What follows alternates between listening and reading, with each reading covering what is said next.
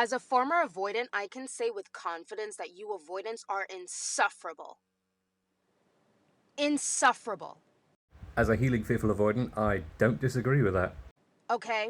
And this is coming from a former avoidant. And this is not towards the avoidants who are working on themselves, Cool, thank you. who are making an effort to do better, who have identified the problem, who are trying every single day to be a better person. At the end of the day, your attachment style is oftentimes a response to your environment, and it is not inherently your fault. Yes, and I don't think enough people really appreciate that, unfortunately. But it becomes your fault when you know that you have a problem, and instead of trying to fix it, you sit and you remain complacent in that behavior, and you do nothing, and you just expect everybody else to deal with your crap. You're insufferable. You are insufferable. Absolutely correct, because at that point you have the understanding, you have the tools, you have the knowledge that you can change this, and yet they don't. I don't get it. And the thing is everything sucks. Communicating sometimes sucks. Being vulnerable sometimes sucks. Putting yourself out there sometimes sucks.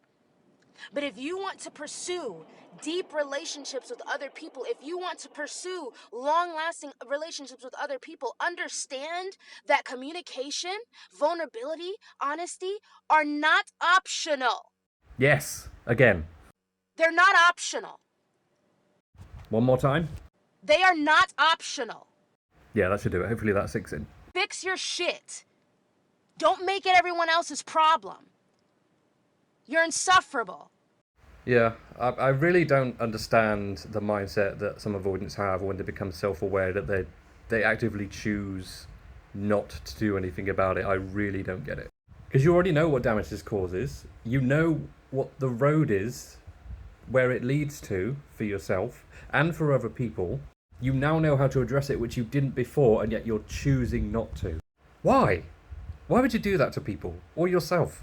I became self-aware in October 2025, and despite the inevitable amount of shame and pain and devastation of the realization of what I'd done to my life and the people I'd dated and interacted with, not once did it occur to me to not do anything about it. Obviously, I knew it would be painful still moving forward with it, because addressing this is a long and difficult process. But it didn't even register to me as an idea to not do that. You don't have an excuse upon self-awareness. What the fuck are you doing refusing to work on your attachment issues, still dating other people, all the while knowing exactly what that means for them and for you? What the fuck is wrong with you? I can't even think that would be an option.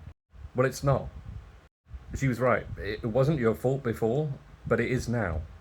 Because now this is intentional. Now you are willingly destroying everything you touch.